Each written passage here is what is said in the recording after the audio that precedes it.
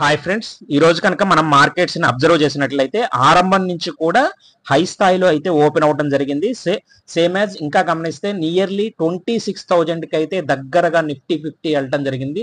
నాకు తెలిసి ఈ వీక్ లోనే ఈ 26,000 కూడా ఇదే బుల్ రన్ కొనసాగినట్లయితే మాత్రం 26,000 హైయెస్ట్ రికార్డును కూడా నమోదు చేసి క్రాస్ అయ్యే ఛాన్స్ కూడా తక్కువ టైంలోనే జరగనుంది.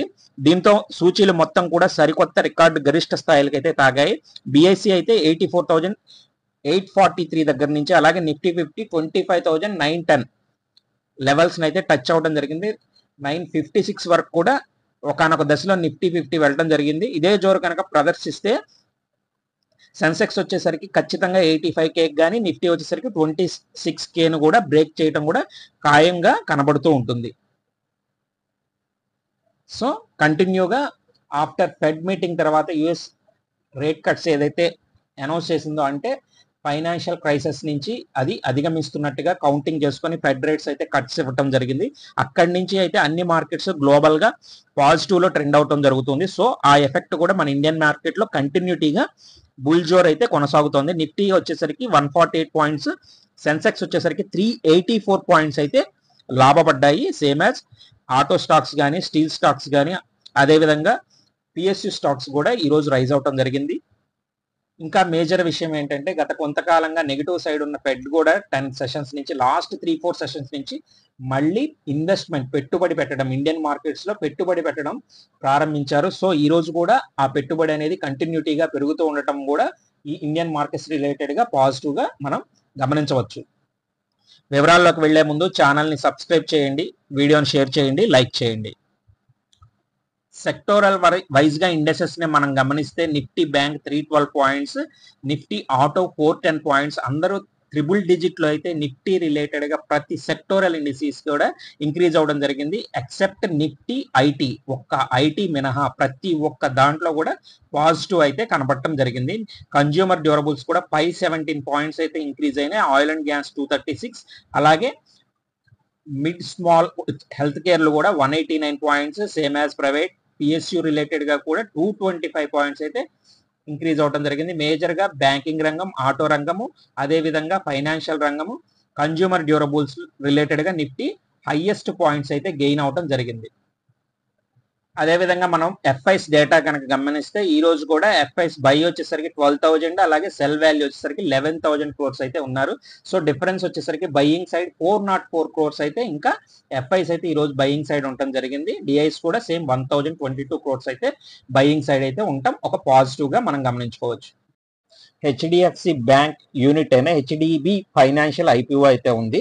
హెచ్డిఎఫ్సి బ్యాంక్ యూనిట్ 2,500 కోట్లు, మరియు అదే విధంగా ఓఎఫ్ఎస్ ఆఫర్ ఫర్ సేల్ ఇష్యూను కూడా తాజాగా ఆమోదించడం జరిగిందని అప్డేట్ అయితే ఇవ్వడం జరిగింది ఫైలింగ్స్ కి. రామ్కో సిమెంట్ రిలేటెడ్ గా గమనిస్తే కనుక సిమెంట్ గ్రైండింగ్ సామర్థ్యాన్ని 23.14 MTA పర్ యానం నుండి 24.04 MT పర్ యానం కి పెంచింది. సో దీనికోసం 58 క్రోర్స్ ఇన్వెస్ట్మెంట్ అయితే పెడుతున్నట్టుగా రామ్కో సిమెంట్ అప్డేట్స్ అయితే ఇవ్వటం జరిగింది.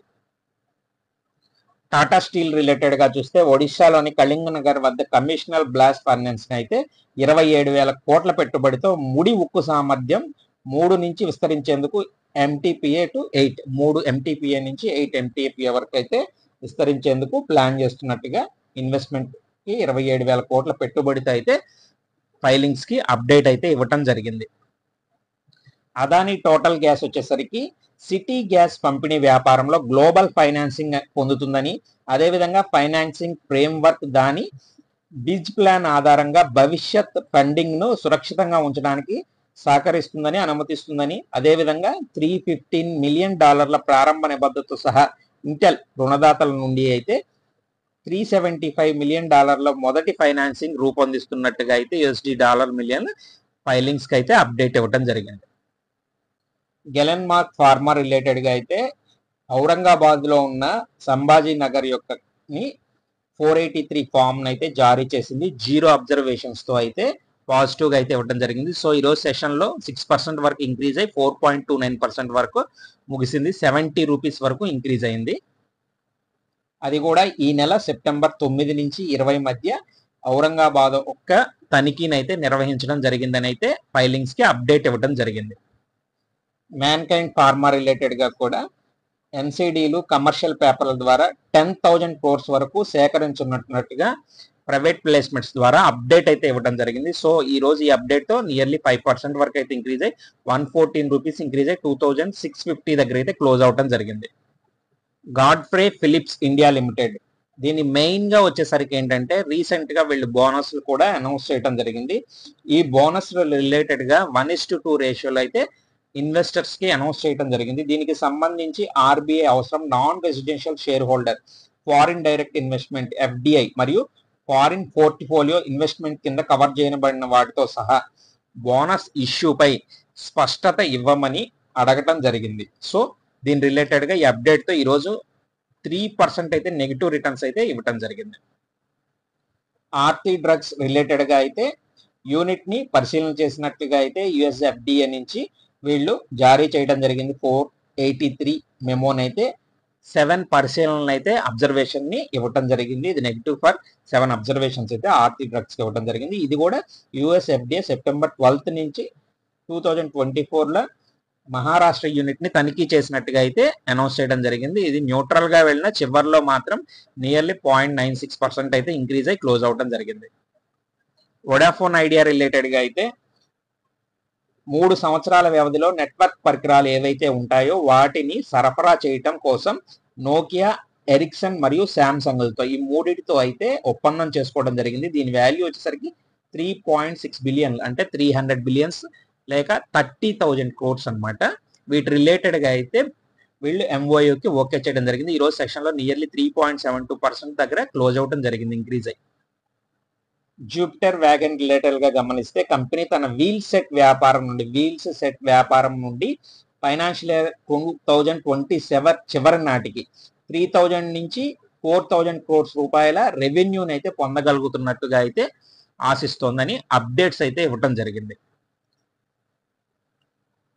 ఎలైడ్ బ్లెండర్స్ వచ్చేసరికి ఆ కంపెనీ తన అన్ని రుణాలను క్లియర్ చేసిన తర్వాత ప్రస్తుత ఆర్థిక సంవత్సరంలో ఆదాయంలో 2 అంకెల వృద్ధిని లక్ష్యంగా పెట్టుకున్నట్లు ఎండి అయిన అలోక్ గుప్తా చెప్పడం జరిగింది.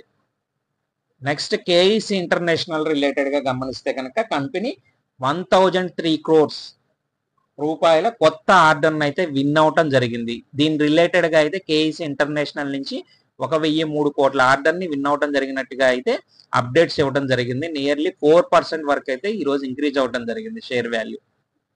ఆర్ట్స్ అండ్ ఇంజనీరింగ్ రిలేటెడ్ గా కంపెనీ ఫైలింగ్స్ అప్డేట్ చేస్తూ 33 కోట్ల రూపాయల విలువైన ఆర్డర్ అయితే విన్ అయినట్టుగా అయితే ఫైలింగ్స్ అప్డేట్ అయితే ఇవ్వటం జరిగింది. హింద్ రెక్టిఫైర్స్ రిలేటెడ్ గా అయితే మన ఇండియన్ రైల్వేస్ నుంచి అయితే కంపెనీ 200 crores రూపీస్ విలువైన సరఫరా ఆర్డర్ అయితే రిసీవ్ చేసుకున్నట్లుగా అయితే అప్డేట్స్ అయితే ఇవ్వటం జరిగింది. నెక్స్ట్ వచ్చేసరికి శ్రీరామ్ ఫైనాన్స్ ప్రస్తుతం ఉన్న 3.5 బిలియన్ యూఎస్డి కింద పబ్లిక్ ప్రైవేట్ ఇష్యూ ద్వారా డెప్ట్ సెక్యూరిటీల జారీ కోసం కంపెనీ అప్రూవ్ చేయడం జరిగింది అనేది అప్డేట్స్ అయితే ఇవ్వటం జరిగింది. సో ఈ రోజు సెషన్ లో అయితే నియర్లీ 28 రూపీస్ ఇంక్రీజ్ అయింది. సంవర్ధన మదర్సన్ రిలేటెడ్ గా రీసెంట్ గా అయితే క్యూఐపికి రావడం జరిగింది. క్లోజ్ విత్ ఇన్వెస్ట్మెంట్ డిమాండ్ పెరిగిన రూపీస్ 6,437 కోట్ల వరకు అయితే రావడం జరిగింది. దీన్ని అయితే క్లోజ్ చేయడం జరిగింది. సో ఇది మేజర్ గా వచ్చేసరికి ఈ అమౌంట్ అయితే డెప్ట్ క్లియరెన్స్ కి అయితే ఉపయోగిస్తున్నట్టుగా మెన్షన్ చేయడం జరిగింది. ఎన్బిసిసి నుంచి అయితే అప్డేట్ రావడం జరిగింది. ఎన్బిసిసి యొక్క అనుబంధ సంస్థ ఏదైతే ఉందో హెచ్ఎస్సిసి ఆరోగ్య మంత్రిత్వ శాఖ నుండి 1,260 కోట్ల విలువైన ఆర్డర్ అయితే పొందడం జరిగింది. ఈ హెచ్ఎస్సిసి వచ్చేసరికి ఎన్బిసిసికి అనుబంధ సంస్థ. సో ఈ రోజు అయితే సెషన్ లో నియర్లీ 2% వరకు ఎన్బిసిసి ఇంక్రీజ్ అవడం జరిగింది. ఈ వివరాలు కనుక మీకు ఉపయోగపడినట్లయినా ఛానల్ని సబ్స్క్రైబ్ చేయండి, వీడియో షేర్ చేయండి, లైక్ చేయండి. Thank you friends.